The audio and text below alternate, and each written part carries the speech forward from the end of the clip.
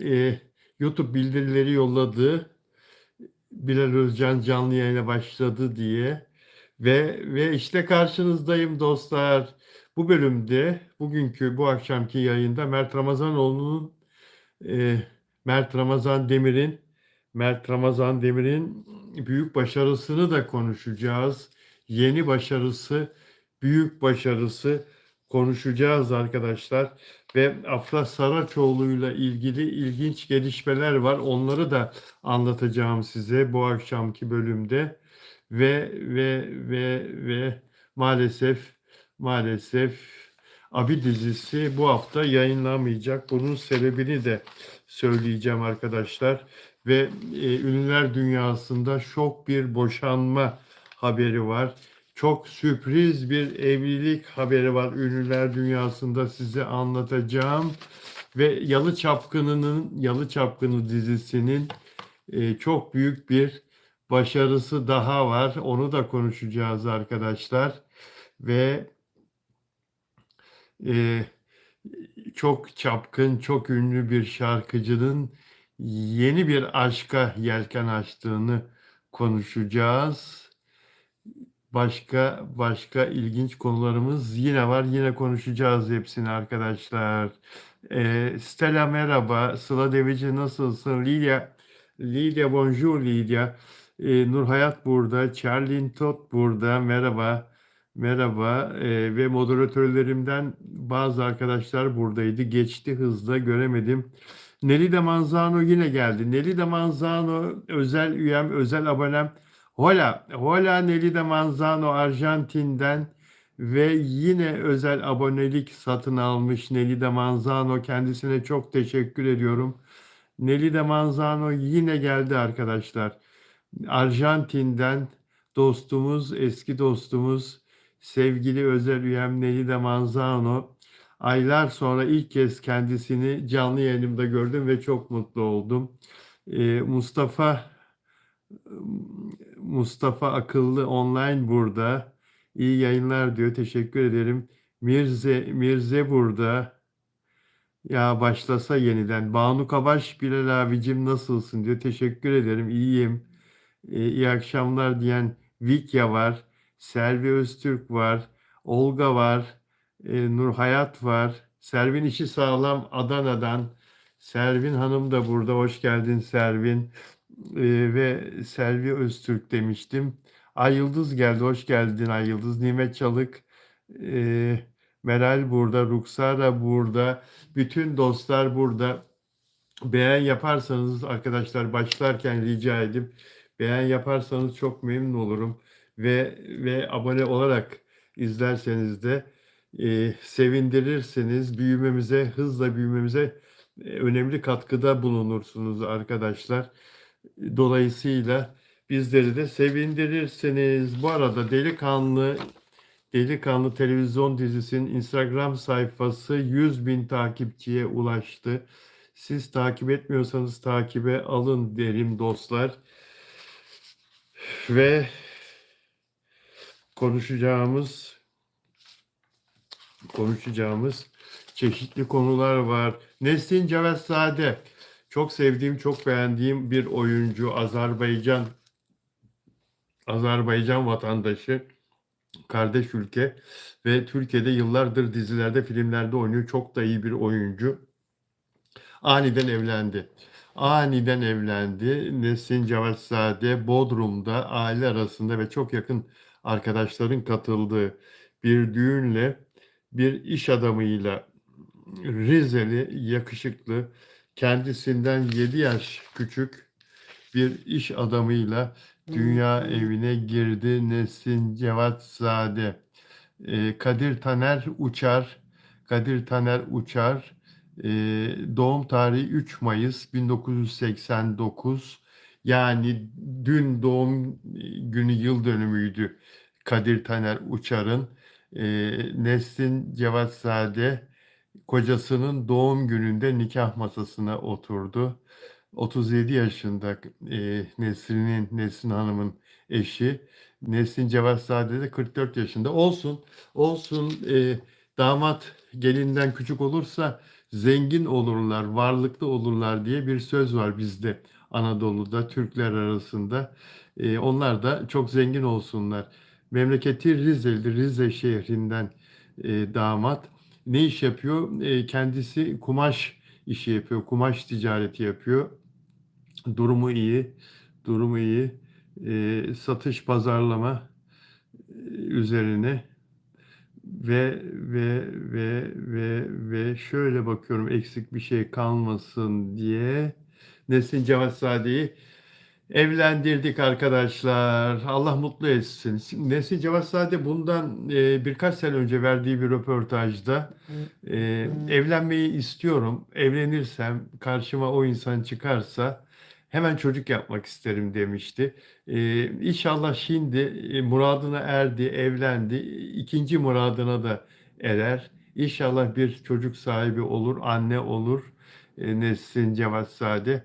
O zaman da kendisini bir kere daha kutlarız diyelim ve Nesrin Cevatzade haberinden çıkalım dostlar. Bakalım arkadaşlardan kimler burada? Kimler burada? Ümran Keleş burada. Serdar burada. Sakir Çay. Sakir Çay peki. Ay Yıldız burada.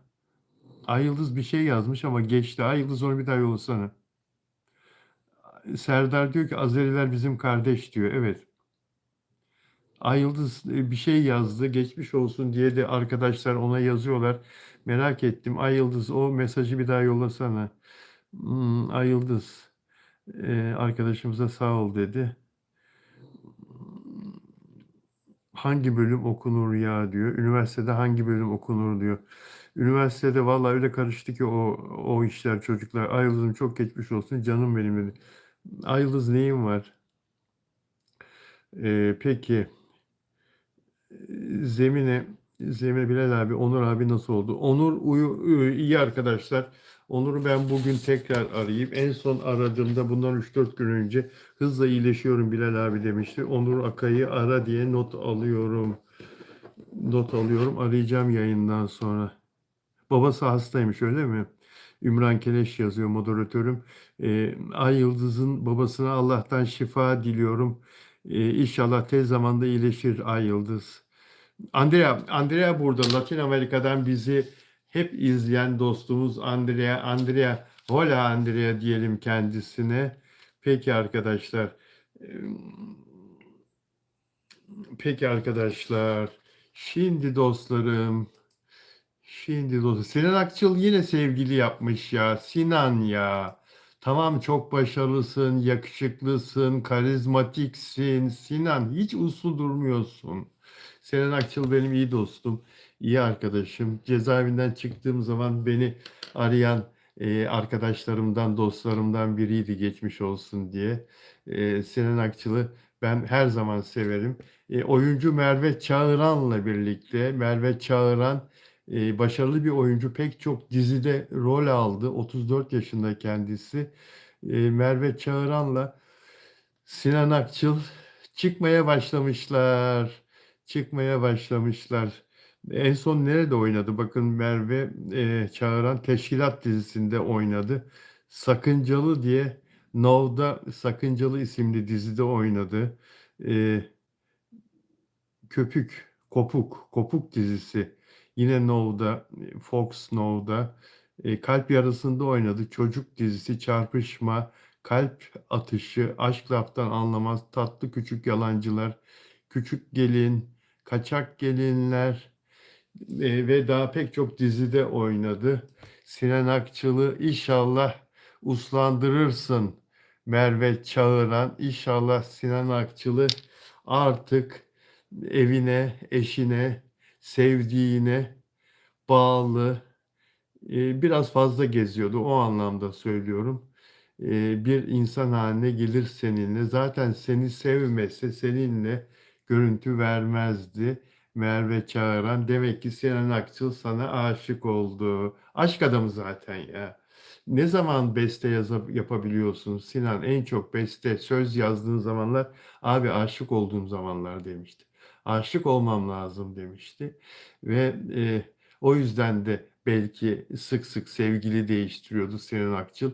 Ama kolay kolay hiçbir sevgilisiyle de yan yana göremezsiniz. Fotoğraf vermez, kaçınır. Ancak aşık olacak, çok sevecek. Şimdi Merve Çağran'la yan yana gördüğümüze göre Allah mutlu etsin diyelim. Allah devamını erdirsin diyelim. Evet, evet, evet. Ümran Keleş Sinan Akçıl'la yeni yeter çapkınlığı hobi edinmiş diyor. Andrea, biz de Mert'i destekliyoruz Andrea'ya. Vicky diyor. Peki arkadaşlar. Evet, birbirlerine hakaret eden e, katılımcı olmasın benim videomu izleyenler arasında. Moderatör arkadaşlarım gerekli temizliği yapıyorlar. Osman geldi. Osman Ulus arkadaşımız. İyi akşamlar diyor. İyi akşamlar diyor. Osman iyi akşamlar diyorum ben de sana. Bu arada cep telefonum çalmaya başladı. Umarım yayın kesilmez. Umarım yayın kesilmez. Cep telefonum çalınca biraz sonra alo derim ben ondan. Şu anda hiçbir şey yapamıyorum. Cep telefonum çalıyor. Umarım yayın gitmiyor. Evet. Murat Kaygılaroğlu'ndan konuşalım biraz. Benim sesim geliyor mu arkadaşlar? Sesim geliyor mu arkadaşlar? Duyulmuyor diyor Nurhayat. O kadar çok telefon çaldı ki. Şimdi nasıl? Şimdi duyuluyor mu arkadaşlar? Şimdi oldu. Telefon geldi. Telefon çaldığı zaman duyulmuyor. Uras Kaygılaroğlu'nun bazı söyledikleri var. Anlattıkları var. Onları okumak istiyorum. Dizi setlerindeki zorlu tempoyu anlatıyor aslında Uras Kaygılaroğlu. Dizi çekiyorsun, emek veriyorsun, çok zor iş diyor. Dizi çekmek çok zor diyor. Haftada 5 gün, 6 gün, 12 saat fiziksel olarak diyor oradasın. Bir sette 100 kişi, 120 kişi bir evin içindesin ve çalışıyorsun sürekli saatler boyu. Nefes alacak alan yok diyor Uras Kaygılaroğlu. Sağa dönüyorsun 5 kişi, sola dönüyorsun 10 kişi diyor. Uras Kaygılaroğlu'nu biliyorsunuz arkadaşlar, Yeraltı dizisinde başarılı bir oyunculuk sergiliyor kendisi. Fakat e, fakat şiddeti özendiren sahneleri ben hiç sevmiyorum. Yeraltı dizisinde de bu çokça vardı. Şimdi bir süredir seyretmiyorum Yeraltı dizisini. Umarım en son arınma kararından sonra düzelmiştir ve o şiddet sahneleri kaldırılmıştır, tamamen kaldırılmıştır. Şimdi Uras Kaygılaroğlu'nun sözlerine bir bakıyorum tekrar. Evet, nefes alacak alan yok. Kendin değilsin. Makyaj yapıyorum, kostüm giyiyorum. Kendim değilim diyor dizilerde diyor. Ben orada yalancılık yapıyorum diyor. Seni kandırıyorum ama benim işim bu diyor. Evet, oyun oynadığını, oyunculuğu yalan yapıyorum, yalancılık yapıyorum olarak anlatıyor. E, Seni kandırmaya çalışıyorum, benim işim bu. Uraz'a dair bir şey kalmıyor benim içimde diyor. Bir role bürünüyorum, bir karakteri giyiniyorum diyor. Akşam eve gidiyorum, biraz uyuyorum, tekrar kalkıyorum, tekrar oraya geliyorum. Bu döngü böyle devam ediyor diyor. Anama, atama, çocuğuma, çoluğuma vakit ayırmam lazım. Arada sporumu yapmam lazım. Hayatımı devam ettirmem lazım. Sağlıklı beslenmem lazım. Başarılı bir sonuç yoksa, dizi iyi gitmiyorsa basıyor bana afakanlar diyor. Tamam, evet, bazı fedakarlıklar yapıyorsun. Özellikle Türkiye'de oyuncular çok fazla fedakarlık yapıyor. Çünkü bölüm süreleri çok uzun. Bir sinema filmi gibi e, bir süreyi bir haftada çekmek zorunda kalıyor oyuncular. Çok büyük fedakarlık. Evet, çok çalışıyorlar. Sinirleri laçka oluyor.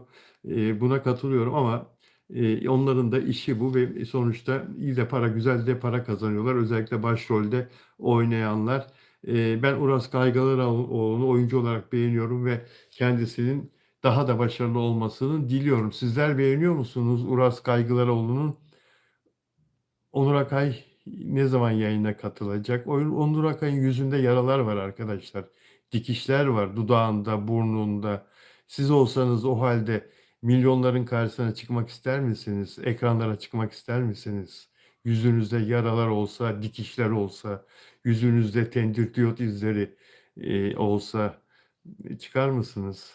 Onun için anlayışlı olmak lazım.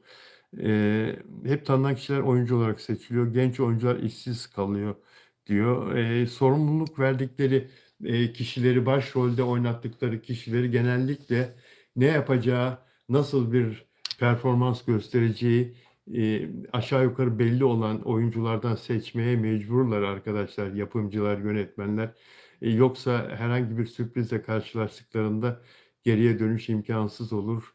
Rating toparlanamaz kolay kolay.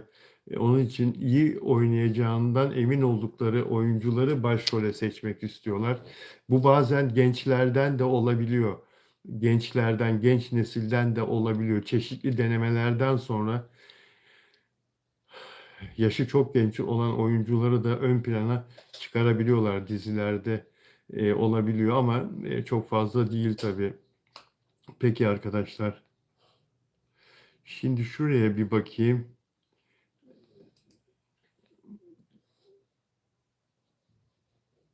Evet, diyor ki Kıvanç Tatlıtuğ demiş ki tövbe ile huzur buldum. Bir gün geride bırakacağım şeylere hayatımı harcamak istemiyorum. Hissediyorum ki Allah sevgisi ve merhametiyle bana doğru yolu gösterdi. Aferin Kıvanç Tatlıtuğ.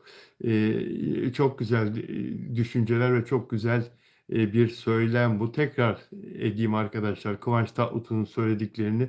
Tövbe ile huzur buldum. Bir gün geride bırakacağım şeylere hayatımı harcamak istemiyorum. Hissediyorum ki Allah sevgisi ve merhametiyle bana doğru yolu gösterdi. Peki nelere tövbe etti Kıvanç Tatlıtuğ? Nelere tövbe etti? Bu da ona özel. Bu da kimseyi ilgilendirmez arkadaşlar. Herkesin hayatında günahlar olabilir, hatalar olabilir. Hatalarımızla, sevabımızla hepimiz insanız. Hepimiz Allah'ın kuluyuz ve Allah affedicidir. Bunu herkes böyle bilir ve Kıvanç Tatlıtuğ da kendisinin inançlı bir insan olduğunu, tövbe ederek doğru yolu bulduğunu anlatıyor.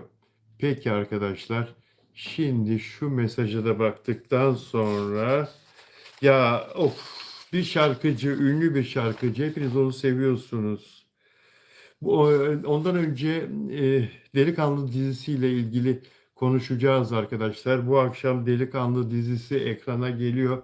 Şimdiden evinizde televizyonun karşısındaki yerinizi şimdiden rezerve edin. Aile üyelerine söyleyin. Ben burada oturacağım Delikanlı dizisini ben buradan seyredeceğim diye. Kumandayı kimse elinizden almasın. Gerçi herkesin evinde artık 2 televizyon, 3 televizyon var ama olsun. Ben şimdiden uyarayım. En büyük ekranlı televizyonun karşısındaki o en güzel yer sizin. Delikanlı dizisini izleyin arkadaşlar. Mert Ramazan Demir'e ve onun rol arkadaşlarına, o diziden ekmek yiyen yaklaşık 200 çalışana ve onların aileleriyle beraber yaklaşık 1000 kişiye yardımcı olalım. Dizinin reytingleri yükselsin. Dizi daha uzun ömürlü olsun. İkinci sezonu da olsun Mert Ramazan Demir'in dizisinin. Peki, Delikanlı dizisini biraz sonra konuşacağız ve Afra Saraçoğlu'nu da konuşacağız. Delikanlı dizisinin son bölümüyle ilgili bazı tespitlerim var. Onları size aktaracağım. Çağla, Çağla Öncü'nün kafasına sopayla kim vurdu ya bu tanıtımda? Afra Saraçoğlu'nun Abi dizisinde Çağla Öncü'nün Afra Saraçoğlu'nun canlandırdığı karakterin kafasına niye vurursunuz ya? Niye kıyarsınız ya? Senarist. Böyle şeyler yazmasan olmaz mı kardeşim? Niye üzüyorsun bizi Afra Saraçoğlu sevenlerini? Yazma böyle şeyler güzel kardeşim. Yani Yalı Çapkını'nda da aynı şeyi yapıyordun. O senarist sensin biliyorum. 3. bölümü yazan sendin Yalı Çapkını'nda. Aynı şeyleri yapıyordun. Afra'yı kaçırttın. Afra'ya dayak attırdın. Afra'yı elini ağzını bağlattın. Sendin o. Mafya ile Afra'yı şey yaptın. Bir araya getirdin. Mafya sürekli olarak e, Seyran'ı tehdit etti durdu. Mert Ramazan Demir'e garip garip işler yaptın. Mert Ramazan Demir'i başka kadınla öpüştürdün. O senarist sendin. Yapma, yapma. Yapma kardeşim. Güzel şeyler yaz. Yapma. Evet, biraz sonra Afra Saraçoğlu'nda konuşacağız. Pelin Karahan. Pelin Karahan benim çok beğendiğim bir oyuncu. Diyor ki Pelin Karahan, Kavak Yelleri dizisinde oynamıştı. 2007 yılı ile 2011 yılları arasında yayınlanmıştı. Çok sevilen, çok beğenilen bir diziydi. Pelin Karahan da o dizide başroldeydi. Ben diyor Kavak Yelleri setinde panik atak hastası oldum diyor ya Pelin Karahan. Yıllar sonra söylüyor bunu. Diri diri gömüldüğüm bir sahne vardı diyor. Diri diri gömüldüğüm. Üstüme ıslak toprak attılar. Yönetmen bana nefesini tut dedi. Nasıl bir yönetmenmiş o be? Toprağın ağırlığıyla parmağımı bile kaldıramadım. Ertesi gün terapiye başladım. Ertesi gün psikolojisi alt üst olmuş ve psikolog eşliğinde terapiye başlamış. Yazık değil mi oyunculara ya? Ya sizin oraya yatıracak bir şeyiniz yok mu ya? Dublörünüz yok mu ya bu kızı diri diri mezara gömüyorsunuz ya? Dublör yok mu ya? Dublör yoksa dublör bir gün evvelden, 2 gün evvelden, bir hafta evvelden kiralayın kardeşim. O setin, o sahnenin ne gün çekileceği belli. Niye başrol oyuncunuzu diri diri kadın oyuncunuzu toprağın altına gömüyorsunuz ya? Böyle bir şey olabilir mi? Bak kadın panik atak hastası olmuş o yüzden, o sahne yüzünden. Yani dizi oyunculuğu deyip geçmeyelim. Tabii onun da çok zorlukları var. Kolay değil arkadaşlar. Bazıları diyor ki ya ne kadar büyük para kazanıyorsunuz? Ne yapıyorsunuz da kazanıyorsunuz o kadar parayı? Girer misin diri diri mezara? Sen bunu söyleyen. He? Bunları söyleyen sen diri diri mezara girer misin? Üzerine o ıslak topraklar atılsın kürekle mezarlıkta. Yönetmen nefesini tut nefes alma diye bağırdığı zaman nefes alma. Yapabilir misin? Pelin Karahan. Pelin Karahan. Kocasından boşandı yeni biliyorsunuz. 12 yıllık evliliğini bitirdi. 2 tane de dünya tatlısı erkek evladı var. Onlarla bir uçak yolculuğunda yan yana koltuklarda oturdum. Onlar aile olarak bir sırada oturuyorlardı. Çocuklar daha çok küçüktü. Ben de yanlarındaki koltuktaydım, karşı sıradaydım. Çok takdir etmiştim o zaman Pelin Karahan'ın o çocukların üzerine titremesini, eşiyle olan o sevecen diyaloglarını filan uçağın içinde çok mutlu bir aile gibi gözüküyorlardı. Yıllar önceydi bu söylediğim. Heyhat gelinen noktada boşandılar, boşandılar, boşandılar. Pelin Karahan yine setlere döndü arkadaşlar. Bir dizide oynadı, internet dizisinde. Bir sinema filminde oynadı. Daha gösterilmedi onlar. Yine bir dizide yer alacağını biliyorum.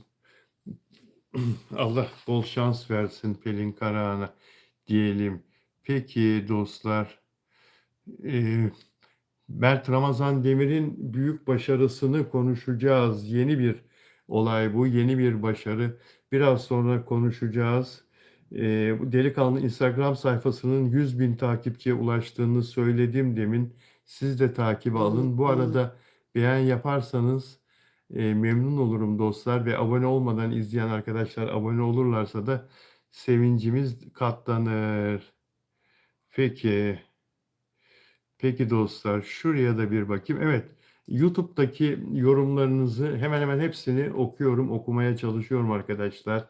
Videolarımın altına yazdığınız yorumları. Şimdi bir tanesi Şili'den gelen bir yorum. Çok hoşuma gitti. Sizlerin nerede yaşadığınız, hangi ülkede olduğunuz, nasıl bir iklimde yaşadığınız benim için önemli. Ben detaylara çok önem veren bir insanım. Kimlerle yazıştığımı, kimlerin beni seyrettiğini bilmek hoşuma gidiyor ve bazen kendimi izleyicilerimin yerine koyuyorum. Mesela Küba'dan yazan bir arkadaşım var. Bunu izleyince e, mutlu olacaktır. Ailesini anlatmıştı bir gün bana. Bir oğlu var ve hasta kocasıyla ilgilenmek zorunda olduğunu anlatmıştı. Ben Küba'ya gittim. O fakir ama dünya tatlısı, güzel insanları iyi tanıdım. Onların o güzel kalpleriyle dostluk kurdum. Çok iyi insanlar, çok güzel insanlar. Bu arada günümüzde Amerika Devlet Başkanı'nın Küba'ya yaptığı eziyeti kınıyorum, onu da ekleyeyim. Küba'da mükemmel, iyi kalpli insanlar, dostlar edindim. Ve o Küba'dan bana yazan televizyonu hem e, YouTube'u, oradaki elektriksiz internetin e, zor şartlarda gelip gittiği, elektriğin zor şartlarda gelip gittiği Küba'dan beni izleyip bana videomun altına yorum yazan o güzel arkadaşım, evin hanımı, e, onu izlerken, onun yazdıklarını okurken kendimi onun evinde geziyormuş gibi, bir koltukta oturuyormuş gibi hissettim, hissediyorum. Onun o hasta kocasıyla tanışmış olduğumu hissediyorum. Evladının saçlarını okuyorum. Kendime o kadar yakın buluyorum izleyicilerimi tanıdıkça. Zaman zaman yazabiliyor, yorumlar yazabiliyor. Çünkü iyi biliyorum ki Amerika Devlet Başkanı onların internetini ve elektriğini sık sık kesiyor. Sularını da kesiyor. Büyük bir eziyet var Küba üzerinde. İnşallah ayaklarına dolanır ve Küba'yı rahat bırakırlar. Bunu da buradan söylemek istedim. Peki şimdi Angelika yazmış bana. Angelika Berrios. İyi akşamlar Bay Bilal. Size şunu söyleyeyim. Ben ve ailem soğuğun ne olduğunu bilmiyoruz. Nereden yazıyorsunuz, nereden izliyorsunuz beni diye sormuştum. Dünkü yayında ya da önceki günkü yayında. Biz burada daha tam soğukları atlatamadık. Evet, Mayıs'tayız ama havalar serin. Sizler sıcak ülkelerdesiniz değil mi? Güney Amerika'dan özellikle izleyenler diye sormuştum. Ona istinaden yazıyor. İyi akşamlar. Ben ve ailem soğuğun ne olduğunu bilmiyoruz. Şili'nin Güney Amerika'da en kuzeyinde Peru ve Bolivya sınırındaki sonsuz bahar şehri Arica'da yaşıyorum. Orada asla yağmur yağmaz. Evet, girdim ben de, araştırdım. Arica hakikaten çöl ikliminin olduğu, senelik hava ısısının 19 dereceden aşağı düşmediği, e, yağmurların yağmadığı, peki suyu nasıl buluyorlar diye merak etmiştim. Şehir Ant Dağları'na dayanıyor. Bir tarafı okyanus ve geri planda da Ant Dağları var. O meşhur Güney Amerika'yı sıra dağları sahil boyunca uzanan Ant Dağları'ndan geliyor sular. Şehirdeki parklar, bahçeler ve insanlar o sularla hayatlarını devam ettiriyorlar. E, Arika'da yaşıyorum. Orada asla yağmur yağmaz. Afra hakkındaki yorumların durmasına sevindim. Onu yetenekli, güzel ve çalışkan buluyorum. Mert'i de seviyorum. Sözde hayranların kendi idollerine neden saldırdığını anlamıyorum. Afra cevap verirse linç ediyorlar, vermezse de linç ediyorlar. Mert'in dizisine gelince Yalı'nın 3. sezonunun senaristi tarafından yazılmış. Oyuncular ellerinden gelenin en iyisini yapıyorlar ama senaryoyu kaldıramıyorlar. Afra ve Mert berbat bir senaryoyla Yalı'yı sonuna kadar taşıdılar. Yazık, muhteşem oyuncular diyor. Afra ve Mert için evet, Şili'nin sürekli olarak 12 ay ilkbaharı yaşayan güzel şehri Arica'dan yazıyor. Ve Angelica Berrios. Peki Angelica, sevgiler ailene ve sana sevgiler Angelika. Şimdi bir tane daha mesaj okumak istiyorum arkadaşlar. YouTube'a gelen, yine yurt dışından gelen e, Ejde Pagan. Ejde Pagan 5873. Sayın Bilal, Brezilya'dan yazıyor. Brezilya'da oyunculara ve yapımcılara milyonlarca dolarlık fon ayıran bir yasa var.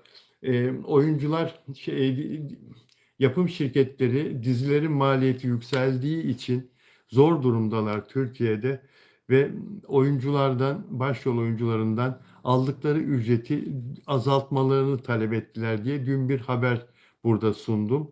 Ve yapımların bölüm başına Türk parasıyla 30 milyon lira civarına mal olduğunu ve bunu da yapımcıların kaldıramadığını, kazançlar az çünkü reklam gelirleri Türkiye'de düştü maalesef. Sayın Bilal, Brezilya'da oyunculara ve yapımlara milyonlarca dolarlık fon ayıran bir yasa var. Devlet yasa çıkarmış. Örneğin son Oscar'da birçok adaylık alan Gizli Ajan filmi Brezilya'da büyük bir başarı elde edemedi. Ancak bu yasanın teşviki sayesinde uluslararası izleyicilere ulaştı.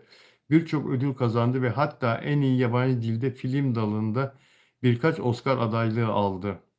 Tüm oyuncular, şarkıcılar ve yapımcılar bu yasaya erişebilir. Buna Rowland yasası denir. Sanat camiası için çok faydalı oldu. Bu Brezilya Ulusal Kongresi tarafından onaylanan bir yasadır. Yani Brezilya Meclisi'nden. Bence iyi niyetle o kadar da zor değil. Evet, umarım bizde de dizileri, sinemayı ve televizyon yapımlarını teşvik etmek için, maddi olarak teşvik etmek için böyle bir yasa çıkartılır.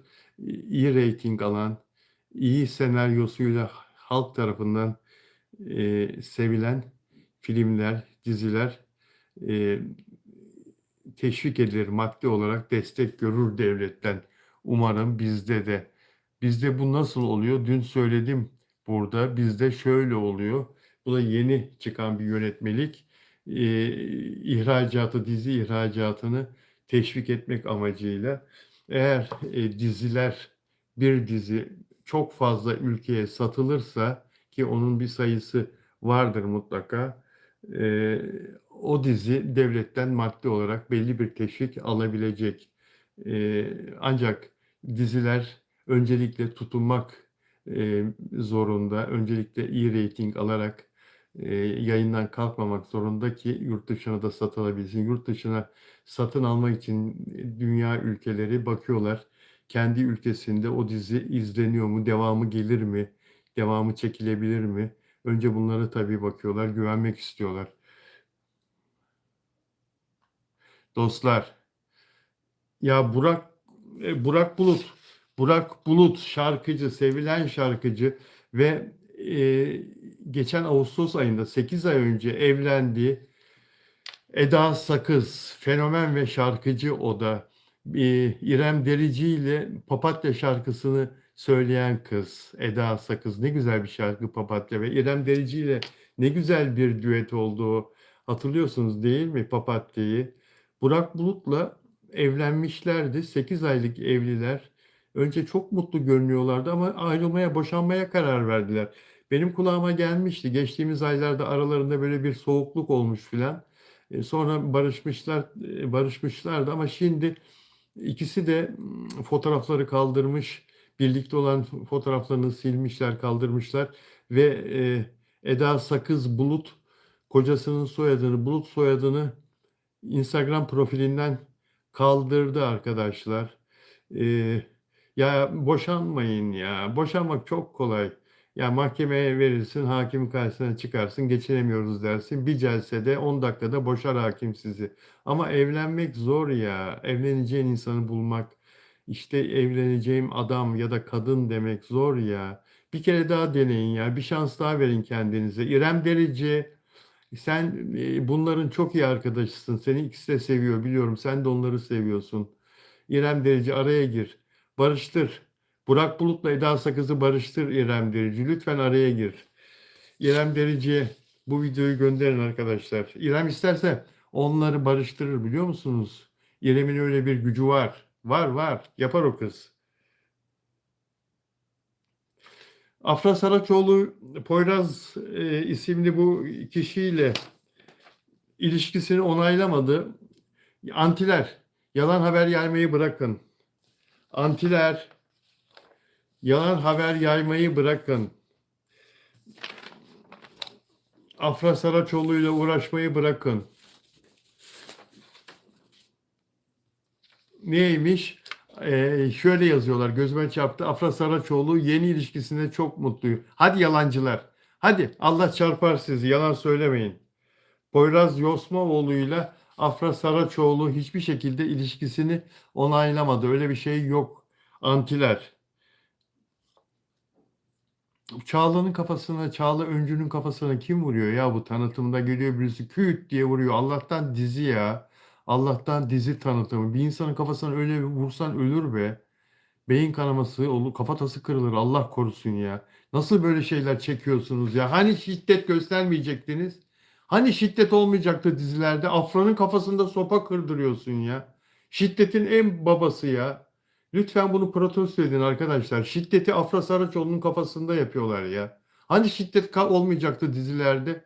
İnsanlar birbirinin kafasına sopa mı vursun? Nedir bu? Bu sahneyi niye koyuyorsunuz oraya ya? Ya bir rahat duramıyorsunuz. Bir şiddet olmadan tanıtım yapamıyorsunuz ya. Ne biçim insansınız ya? Bu hafta Çağla Öncü'yü göremeyeceğiz arkadaşlar. Yarın Beşiktaş'ın kupa maçı var. ATV yayınlıyor biliyorsunuz Ziraat Türkiye Kupası maçlarını. Abi dizisi yok. Abi dizisi yok yarın. Göremeyeceğiz, izleyemeyeceğiz. Bu arada Afra ile ilgili yeni videoyu gördünüz mü? Afra'ya olan e, insanların özlemi bir nebze olsun, kısacık birkaç saniyelik de olsa e, bu yeni videoyla hemen hemen şöyle bir şey oluyor. Bir dakika şuna bakayım. Pardon, evet. Pardon.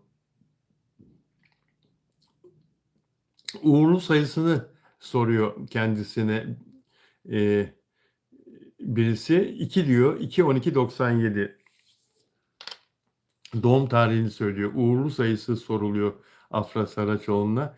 2 diyor önce, sonra 2 12 97, ardından doğum tarihini söylüyor. Afra Saraçoğlu'na olan özlem bir nebze olsun insanların bu videoyla, dizi dışındaki bir videoyla Banu Kavaş, evet, Ümran Kileş de burada cevap veriyor Banu Kavaş'a. Arkadaşlar, e, abone olarak izlerseniz çok mutlu olurum. Her gün haftada 7 gün saat 18'de 1 saat canlı yayın, magazin konularında günün en çarpıcı magazin haberlerinin konuşulduğu canlı yayın, Türk televizyonlarında, e, YouTube'da, Türk kanallar içinde sadece burada haftada 7 gün magazin arkadaşlar. Bu Delikanlı dizisinin son bölümüyle ilgili şunu söyleyeceğim arkadaşlar. Dün akşam şöyle bir daha bir baktım bazı sahnelerine. Fakat izleyemedim, yine izleyemedim. İlk baktığımda da izleyememiştim bu son bölümü. Neden izleyemediğimi söyleyeyim. O Salih Bademci'nin canlandırdığı Sarp karakterinin o bağırtılarından, çığlıklarından, kadınlara eziyetinden gına geldi ya. Gına geldi o. Yani bir sinirleri insanların zaten laçka. Zaten gün içinde yeteri kadar geriliyoruz. Yani Mert Ramazan Demir'e yazık ediyorsunuz. Mert Ramazan Demir'e hakikaten yazık ediyorsunuz. Yani nedir bu ya? Bu Sarp karakteri, böyle bir karakter, böyle yani burada e, e, karakteri parlatacaksınız diye, sözüm ona, karakteri anlatacaksınız diye insanları diziden kaçırıyorsunuz. Diziden soğutuyorsunuz ya.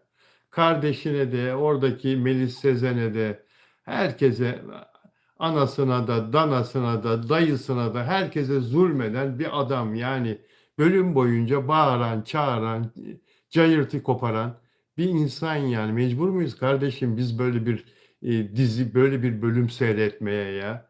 Yani bir de öyle bir tezatlık var ki bir anda böyle çılgın gibi bağırıp çağıran bir adam, bir anda Mert Ramazan Demir gibi böyle sakin, onun canlandırdığı karakter sakin, evden içeriye giren sessiz bir insan, sakin, sessiz, bacak bacak üstüne oturup işte sevdiği kadınla konuşmaya çalışan, ona ulaşmaya çalışan, eski sevgilisinden dert yanan, eski sevgilisiyle didişen ama sessiz, sakin. Yani o kadar kötü bir senaryo ki, öyle bir uçurum var ki senaryoda. Hakikaten ne kadar kötü bir senaryo ya.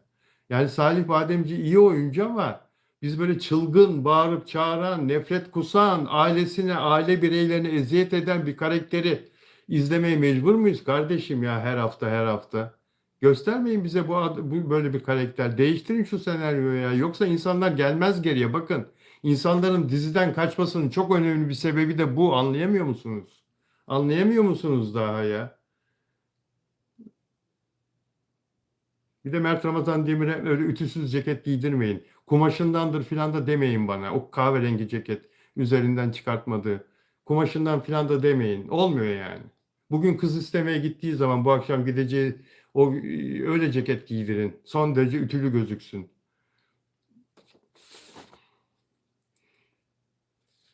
Yani Mert Ramazan Demir'in pişmanlığıdır herhalde Delikanlı dizisindeki bu senaryo, ama iş işten geçiyor tabii. O da ayrı. Fakat Mert Ramazan Demir imzasını dostlar, kusura bakmayın, ben ara vermek zorunda kaldım. Önemli bir telefon geldi çünkü. Önemli bir telefon geldi. Ara vermek zorunda kaldım. Evet, burada toparlayalım. Buradan toparlayalım. Pardon, şimdi şeyi söyleyecektim değil mi? Ha, Mert Ramazan Demir'le ilgili. Mert Ramazan Demir'in başarısından söz edecektim arkadaşlar. Onu söylüyorum şimdi sizlere. Mert Ramazan Demir ve Miray Daner'i başrollerinde buluşturan Bize Bir Şey Olmaz dizisi yayınlandığı günden beri Disney Plus Türkiye e, listesinde, Türkiye'nin yapımlar listesinde, diziler listesinde, Top 10 diziler listesinde ilk sırada yer alıyor. Yayınlandığı günden beri Mert Ramazan Demir'in e, Bize Bir Şey Olmaz, Miray Daner'le oynadığı. Tüm içerikler listesinde de birinci sırada Mert Ramazan Demir'in Bize Bir Şey Olmaz. Disney Plus'ın diziler listesinde, Top 10 listesinde birinci sırada ve Türkiye'deki tüm içerikler listesinde de birinci sırada. Ve yurt dışından bizi izleyen dostlara müjde. Disney Plus global yayın platformlarında Bize Bir Şey Olmaz yayınlanmaya başladı arkadaşlar. Ve Top 10 dizileri arasına girdi. Top 10 diziler arasında dünya çapında girmeye başladı Disney Plus'ta. Bize Bir Şey Olmaz, Mert Ramazan Demir'in dizisi. Yani bu Delikanlı dizisindeki senaryo başarısızlığı nedeniyle, bir de arkadaşlar şunu da söyleyeyim. Delikanlı dizisindeki, demin telefon geldi, kusura bakmayın. Avukatımdan telefon geldi. Açmak zorundaydım. Kapatamam. Avukatım Hasan Tahsin Bey çok önemli, çok değerli bir insan benim için. Ee, Melis Sezen'in sahnelerini izliyorum. Mesela dün akşam tekrar baktım arkadaşlar. Tekrar bölümünde Delikanlı dizisinin. Ya hangi objektifle çekiyorsun yönetmenim ya, Allah aşkına? Melis Sezen'i, o zayıf vücutlu kadını bize öyle kilolu gösteriyorsunuz ki, yüzünü yakın plan öyle çekiyorsunuz ki böyle yüzü kocaman oluyor ya. Ne gerek var bu kadar yakın girmeye, gözünün içine girmeye kadının? Tamam, gözyaşları göstereceksiniz, biraz uzaktan çekin kardeşim. O objektif nedir öyle ya? Balık gözüyle mi çekiyorsunuz? O kadını, o meğersem incecik vücudu varmış diyor. Eşim yeni seyrediyor diziyi, Melis Sezen'i. Bu kadını niye bu kadar kilolu gösteriyorlar diyor. Bize kadını olduğundan değişik, farklı göstermeye mecbur musunuz kardeşim ya? Aynı objektifle bu küçük kızı Mina Demirtaş'ı da çekiyorsunuz. Suratına insanların giriyorsunuz. Allah aşkına kendinize bir çeki düzen verin ya.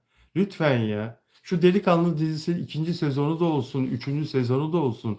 Mert Ramazan Demir'in emeğine yazık olmasın ya. Dostlar, sizleri çok seviyorum. Sizler de beni seviyorsanız lütfen beğen yapın ve takip edin. Takip ederek izleyin, abone olarak izleyin, olur mu? Görüşmek üzere. Sevgiler hepinize.